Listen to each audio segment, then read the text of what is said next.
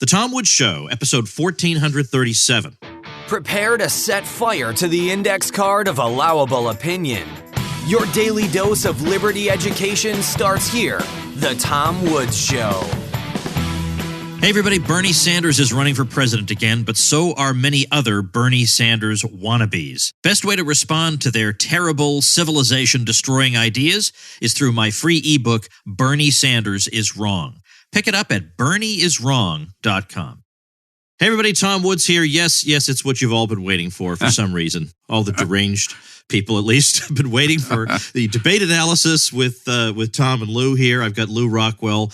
We did this for all the Republican debates in 2015 and 16, as well as the general election debates. Lou and I watched the debates so you folks don't have to, and then did an analysis program.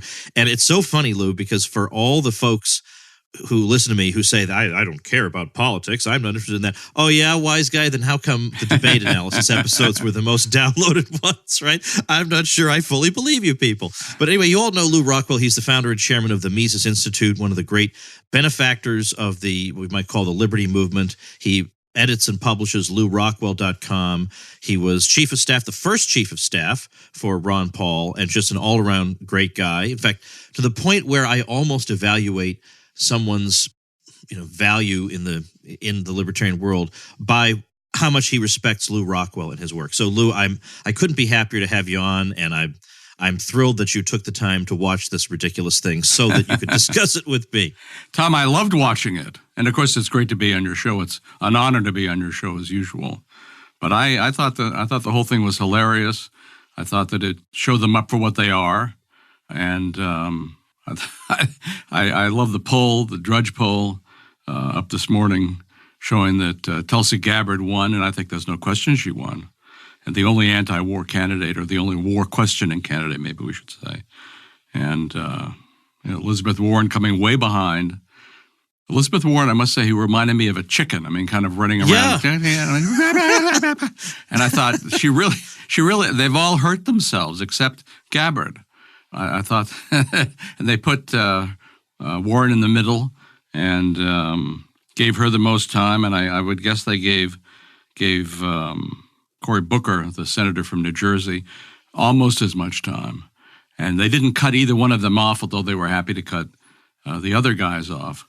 And I thought the whole thing was very funny. It was hilarious, and I'm going to watch, of course, tonight to see the ones that the next ones. But these are just a very unimpressive people. I mean, I never heard of Tim Ryan, for example.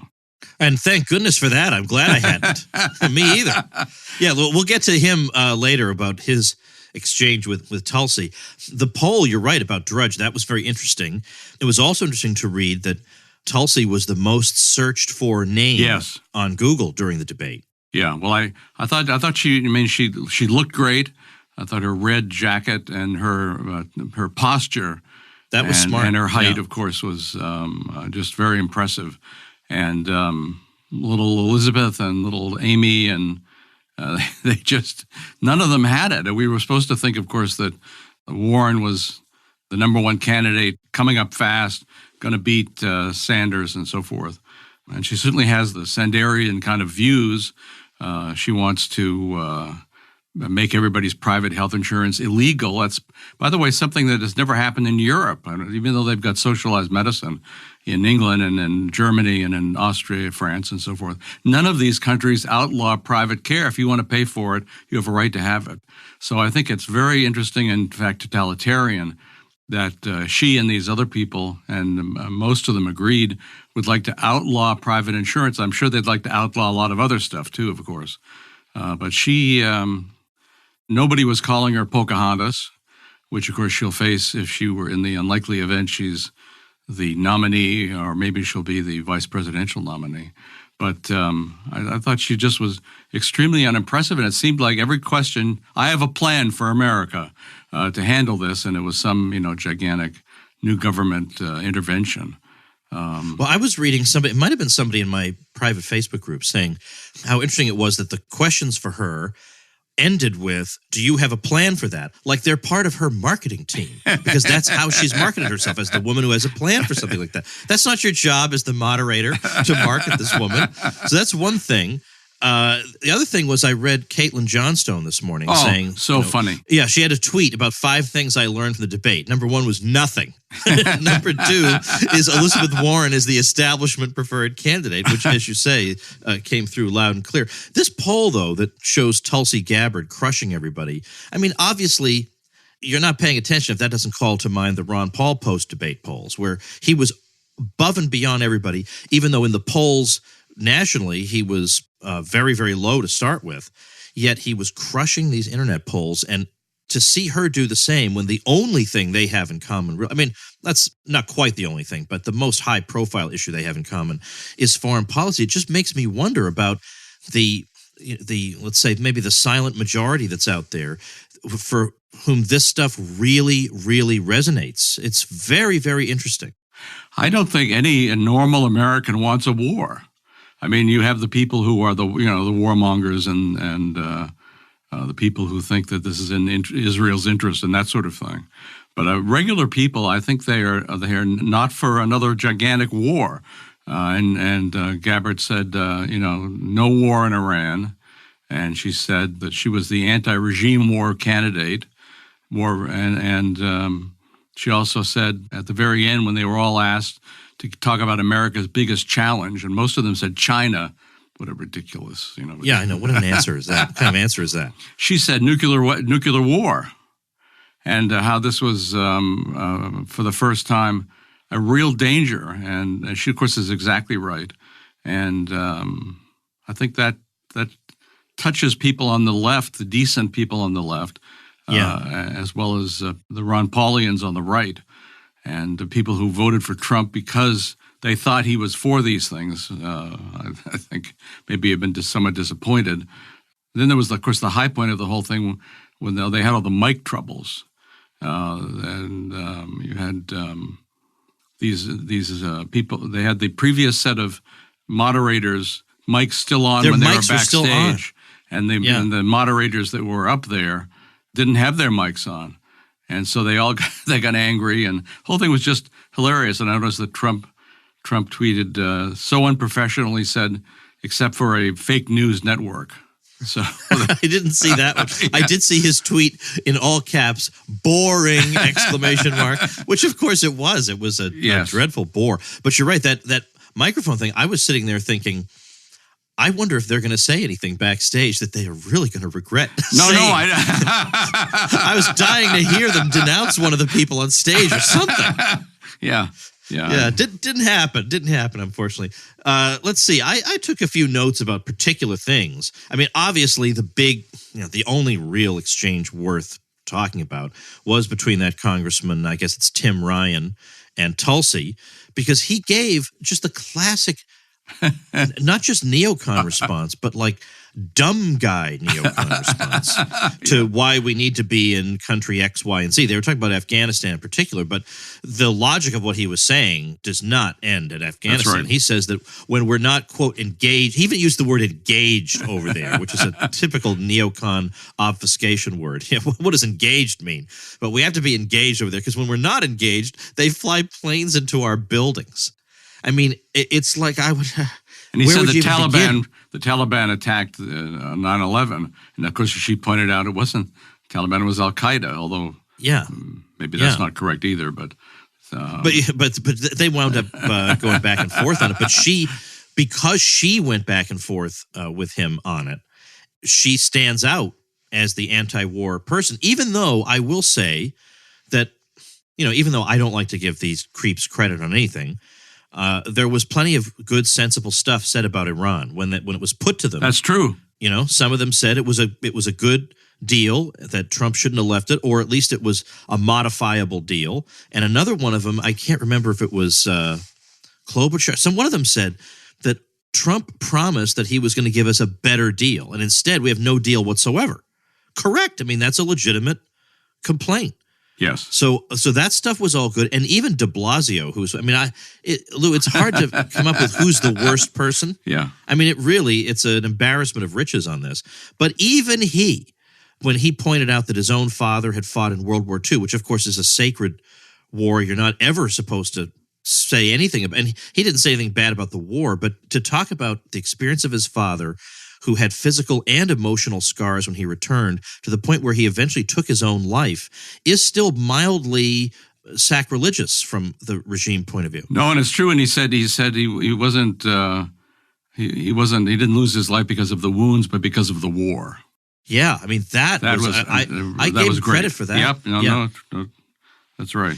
And then he gave sort of the weasel way out of you need, yes, we should be intervening in these different wars, but we need congressional authorization first. All right, well then, according to you, we should be getting the congressional auzation. So what's the big deal? What's the difference? Course, that's always a ridiculous thing. But still, it's their way of just a little tiny bit anti-war, just a speck. Right. By saying that the Congress should vote for it. But of course, they want the Congress to vote. As you say, they want the Congress to vote for it. Yeah, vote. Yeah, so then it'll have the same effect, but it's better than nothing. I mean, it is funny to hear somebody have some sensible talking point. No, and they all were saying that, or practically all of them. Yeah. There's a slight chance they might be inconsistent on this principle. There appears to be a tiny chance. It's not always carried through evenly. Let's say a little something about the fact that several of the candidates spoke Spanish during the debate. Their initial response was in Spanish. Now, here's my take on that. I think generally most Americans are pretty fair-minded and generous and good-hearted people. I generally do think that. I think, of course, whatever their views are on a lot of issues, when they encounter people on a daily basis, they want to be kind and respectful. I think that is generally true. I don't think I'm being naive about that. But I think at the same time, the only reason they were doing that is they knew they have no chance of winning. So this might give them a little shot in the arm in a Democratic primary. But in a national election debate, I think that would kill them, because I think the average person thinks I am all for being accommodating toward people who come to our country and to the extent that's reasonable. But if I went to France and sat around expecting them to hold a presidential debate in English, I think that would what kind of person acts that way? It's just self-centered, and I think that would.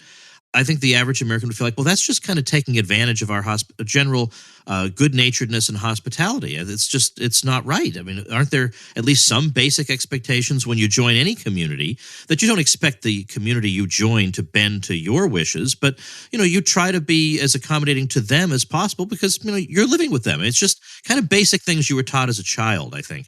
And to see that, I think this would hurt them in a general election, which goes to show they know they have no chance of reaching it. Well, the audience, which was, of course, a Miami audience, and I'm sure there were a lot of Hispanic people there, wildly applauded them doing it. But I thought it also that it was a mistake. I thought it hurt them, and I think that I was thinking, made me think of this becoming a bilingual country, and bilingual countries typically have horrible relations between the two language groups. Mises writes about this, and we can see it in Canada and other places where there are. So I thought if we are, this is a reminder to people who think about these kinds of things that are not immigration lovers, that this is becoming a bilingual country, and it has unfortunate effects. But I just thought it was funny. I mean, I would say most of the people listening to this couldn't understand these guys, and it was. I thought it hurt them, and I thought, yes, of course it would hurt them in a national debate. I think it hurt them in this debate because, of course, we still have a majority English country, thank goodness, and I think most people can't speak Spanish. So it, Julian it's Castro. It's strange and patronizing. It's really patronizing. Well, for Beto O'Rourke or for the creepy senator from New Jersey, I think that's true. If there were a large Japanese minority in the U.S., there's no way anyone would patronize them by speaking in Japanese. There's just no way. It wouldn't happen. It's very much a patting on the head, patronizing attitude in the guise of diversity. And I mean, if you're dumb enough to fall for it, I don't know what to tell you, but it is patronizing. Now, tomorrow's debate is supposed to, or I beg your pardon, tonight's debate now, obviously has some of the heavier hitters in it because it's got Biden, Bernie Sanders, and so-called Mayor Pete. And they say that the division into the two debates was entirely random, which is possible. But you may say, but on the other hand, Elizabeth Warren was in the one last night. But on the other hand, I think her more recent rise in the polls came after they placed her in this particular one. So this clearly seems like the underdog slate. Am I wrong? No, you're exactly right. But I must say I thought it was interesting. I mean, I'd never encountered Jay Inslee, who's I think he's the governor of Washington. Yes, right. And he said, the world's coming to an end. We have to have climate change is the only issue. It's number one, number two, number three, and I'm the only candidate who says that. Climate change is the number one issue, and the beaches of Miami are flooding already from the oceans rising. They can just, of course, say anything, make up any kind of baloney. But I thought that he was an entirely, very unpleasant guy, and if he'd had a chance, and I think he didn't have a chance, he ended it last night. So that was good. Same with, of course, de Blasio. I think in the polls is polling actually at 0. Yeah. Now maybe after last night he'll move up to 1 or something. But I thought and of course they also talked about immigration. That was a big issue, and about how everybody had to come in and why crossing the border illegally should not be illegal but should be a civil offense. I guess like a parking ticket or something. So and why we have to give all kinds of resources. We have to take care of everybody who wants to come in, especially people who come in with children. And they're horrible that the children are being separated from the adults. But of course, a lot of these adults are renting these children so they can come in as refugees. Maybe some of them have unfortunate motives worse than that. But I think the idea that everybody should be coming in, welcome everybody, welcome the whole world. We can double the American population. They all go on welfare, and they all have dramatically different cultures, whether they're from Africa or Central America or Syria, wherever else they're coming from. I would say if this all continues, and Trump turns out to be like an open borders guy too, at least in practical terms, if not in terms of his speeches. And if this all continues, really could be the end of America as we know it. I know that Tucker Carlson has been broadcasting from Japan, where he's probably was going to greet Trump when he got for the G20. And it's interesting. He said this is an unbelievably clean country. He said the streets of Tokyo are clean, and he was in the main train station in Tokyo. And he said, if you look at this place, he said, there's no trash, there's no dirt. He said, the trains are shiny, the floors are clean, nobody begging. He said, it's quite extraordinary. He said, of course, there's no diversity. They don't allow immigration. And I thought that was an interesting point. Also, I liked it when Ann Coulter yesterday was talking about this article about the 10 most expensive cities to live in the country. And she said, you notice that 8 of these 10 are Asian, and they all are non-diverse. And so she said that's why they're so desirable. So we still have the people who are against open borders. I don't think any of the Democrats last night, by the way, used the phrase open borders. So they may be slightly concerned about that. I know the Kochs, of course, are the big advocates of open borders, and they say so. And they must want all the refugees installed in Wichita and the Koch estate. No, I guess not. But anyway, this is a big issue. It's rightly a big issue, and they all assume that all Americans want all these people coming in and going on welfare and radically changing our culture, with no American ever asked if they want this. And it's like they were all saying that horrible communist poem on the inside of the Statue of Liberty about give us your all your poor and your the worst people in your culture. We want to take care of them. Well, maybe we don't want to take care of them. Well, in particular, Julian Castro kind of gave the game away when he said, we need a Marshall Plan for Guatemala, Honduras, whatever. It is always a shakedown. It's not just, we just innocently want some people to be able to move freely. Come on now. I mean, what do you think? I'm 7? Come on. I mean, it's always enlargement of the state. And so here it is. If you don't want people coming in whom we demand the subsidy of and special privileges for, then you're going to pay. You're going to pony up some money for these countries. And it might be too pedantic even to point out that the original Marshall Plan for Europe was totally overrated in its results. That's right. I mean, basically, it's countries that got no Marshall aid actually did better, and countries that got more, their recovery lagged. I mean, it's the opposite of what it should have been if it really worked. I actually talk about that in I have my Politically Incorrect Guide to American History book. I've got some stuff on that. So I don't even want that Marshall Plan, even from a utilitarian standpoint, but also because I don't want a shakedown. I mean, I'm going to bribe some other regime, and then how's that enforceable? I guess the idea is that the money will make them more prosperous and they won't want to leave. When has that worked? You give money to a regime and it makes the country more prosperous. Never. That is the opposite of how it works. That really is, as Peter Bauer showed, that really is the opposite of how it works. But with the original Marshall Plan, there were a lot of bureaucrats and politicians and people who got contracts to supply the food and so forth. In this country, we made a lot of money out of the Marshall Plan. That is a good point. Those were the beneficiaries, the people who got the contracts. Absolutely. Of course, we got from Jay Inslee, we got unions gave us the weekend. I mean, what would be a debate like this if it weren't for slogans like that? So maybe on my show notes page, I actually have an article on this, unions and the weekend. I mean, if that were true, then everybody in Bangladesh could get the weekend off by just introducing unions, right? Or the cavemen. The cavemen could have gotten the weekends off if they could just have introduced labor unions.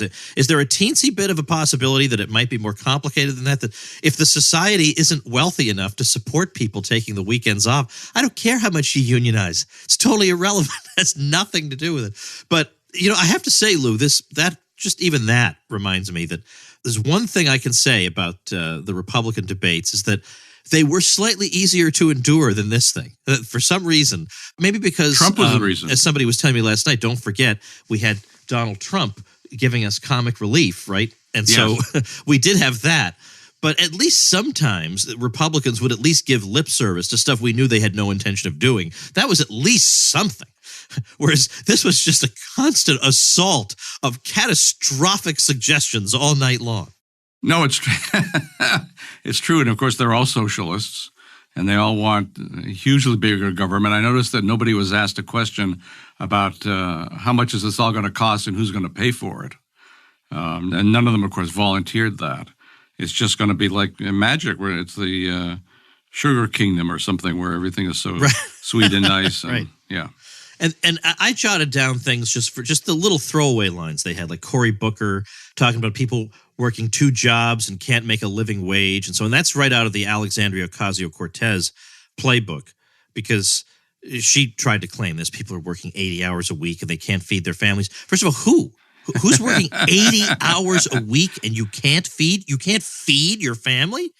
Maybe that's crazy to me. But also the statistics about people holding multiple jobs, it's actually at a pretty low point right now. It's basically moved between 4.7 and 5.2% during the recovery from our Great Recession. And that's actually lower than where it was over the previous 15 to 20 years. In fact, it was the peak of the 1990s boom where the percentage of people working 2 jobs was at its highest. So this is just a throwaway false line that no one gets called on, but it's not true. And then they asked everybody, or at least they asked some candidates, about the gender pay gap. I mean, how are you going to close that gender pay gap? And Tulsi, to her credit, more or less ignored the question and talked about militarism. But Julian Castro gives his story about his mother struggled. She was a single mom, and moms are getting paid less because they're women, and we need to pass a law saying that women get paid the same for doing the same work. Yeah, they passed that law in 1963. The Equal Pay Act of 1963. It already exists, actually, and that's not what the gender pay gap is about. It's not about women and men getting paid differently for doing the same work. That you're not allowed to do that. That has nothing to do with it. It's that they take what women earn, they add it up and have a big number, and they take what men earn, they add it up and have a big number. Then they compare the numbers. It has nothing to do with the same work. They have different work. They work fewer hours. You're not even looking at the same amount of hours worked. Less experience. And nobody calls them on this. Less experience, interruption by childbearing. I mean, all kinds of different factors. But, of course, at a Democratic debate, absolutely nobody's going to call anybody on this, and there are no fact checkers around. No, was true. All right. So, where do you think things stand after this debate? Are there? I mean, obviously Tulsi's somewhat of a winner as a result of last night. I'm not even talking about in terms of the merits of their comments, but rather who emerges with pluses rather than minuses as a result of last night. I mean, Elizabeth Warren seemed very much like an irritating technocrat to me, but on the other hand, the fact that she looks like the anointed candidate doesn't hurt. I mean, it should. You would think in American society, people would think, I don't know why this view isn't more common. The American establishment hasn't really delivered what I would like for my life. So I'm not necessarily going to automatically go for the people they recommend because I'm not very impressed by them. I mean, I got wars for no reason. I got the housing bubble. I got all this stuff. All the things they complain about, well, they've pretty much been in charge for a pretty long time, and they still couldn't prevent the very things they're all complaining about. I'm not really impressed by these people. I'm going to go for the people the establishment is against. I don't know why more Americans aren't that way, but apparently for some reason they're very impressed with how the establishment has treated them, I guess. So being anointed the establishment candidate is not a bad thing for Warren. So what do you think happens as a result of this debate? Well, she's the establishment candidate last night on that stage, but isn't Bernie and Biden and of course they always include Kamala Harris as in the top running. Oh, that's true. She's not. Yeah. No. But I think Elizabeth Warren was hurt last night, even though she was in the center stage, even though she got the most time. She just is just extremely irritating. And do people want a president that talks like this? I mean, that's a minor point to make, but I don't think any of the. I mean, Tulsi Gabbard, I think, was the only one, at least the most dignified candidate. Elizabeth was just undignified and full of these gigantic socialist plans that you have to participate in. And but she I guess she came in second, but then the rest of them were all lower. And I don't think de Blasio's, Bryan, Klobuchar, Inslee, Castro. I mean, these are all people who were all losers, and they showed themselves as losers. Last night. So I'll be interested to see what how the polls show after the debate tonight. And my guess is that Biden. I don't want to be unkind to poor Biden, but is he entirely there? I'm sorry. Yeah. No, that's a good question. We're going to see that. Yeah. Well, I mean, it seems to me it's I think that's maybe a problem for him. Bernie, of course, will never shut up, and it's going to be interesting tonight. So we'll just have to see. But I think last night the media lost, not only because of their mic problems, but I think that I did notice the only negative question asked was asked of Tulsi Gabbard about why, when she was a kid, she wasn't pro-gay. So she said that was no longer true and so forth. She's only 38. I mean, she's very impressive in that respect. And before I get all the angry emails, I know she's very bad on an awful lot of things. I'm not in any way denying that. Oh, yes, of course. She's a Democrat. Right. But in this day and age, somebody who very, very forthrightly speaks the way she does and goes out of her way to talk foreign policy when no focus group data is telling you that that's the most important issue. If you're not giving that credit, then I think there's something the matter with you. I mean, I think she's impressive. Now, with regard to Biden, when he gave his opening speech to kick off his campaign, my friend Tom Elliott, who used to produce the Peter Schiff Show, he's since started a media service where he gathers clips that he then pitches to different media sources that they can use. And he basically condensed that speech into the parts where Biden was clearly slurring or saying things that didn't make sense and stumbling all the time. And then combine that with the fact that he's been avoiding the media studiously. Now, that could well be simply because he's clearly in first place. Why would he risk a gaffe unnecessarily? So he's going to avoid them. But that may not be the only reason he's avoiding them. And we're going to find that out in the debate tonight. No, I think he's he's not going to be the nominee, even though he's the leader.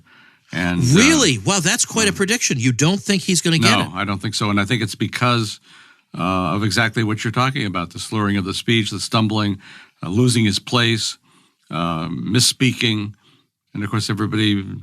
He's not that old, to me anyway. Yeah, but he's. But it may have affected him badly. And he still hasn't been brought up publicly about all the corruption in his family, his corrupt son. He's corrupt himself, of course, Biden. All these people are corrupt, but Biden's corruption seems to be a little bit more out in the open, maybe because it involves Ukraine. I don't know, but I look forward to people. They're not going to ask him that question, but he will get asked that question in other places. And I don't think he will be the nominee.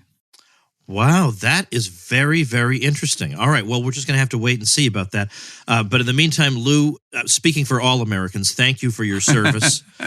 We appreciate you doing this. And I guess there's another one next month. I don't know the exact date. Do you know offhand? I apologize. I don't. Yeah, but that's good. I'm glad you don't. That's actually good. It's a good thing. You're having a peaceful life. We'll find out. I'm fairly certain there's one next month. And if you're willing to put yourself through this again, I know we'd all love to hear from you again. Sure, I'd be delighted. Thanks again, Lou.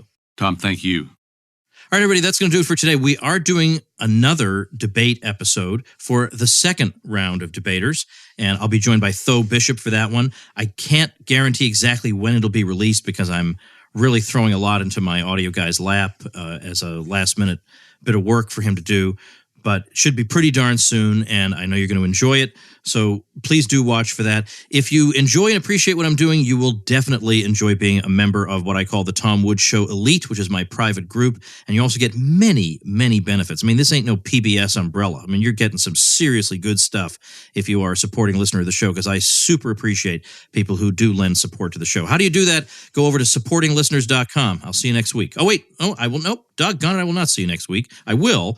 But the key thing is that debate episode is coming. And also the episode of Contra Krugman will be released any second if it has not been already. If you're not listening to my sister podcast, Contra Krugman, you definitely want to do that over at contrakrugman.com. Bob Murphy and I critique a Paul Krugman column every single week. So the websites to remember, contrakrugman.com, and most importantly of all, supportinglisteners.com. Thanks for listening. Become a smarter libertarian in just 30 minutes a day. Visit TomWoods.com to subscribe to the show for free, and we'll see you next time. Like the sound of The Tom Woods Show? My audio production is provided by Podsworth Media. Check them out at podsworth.com.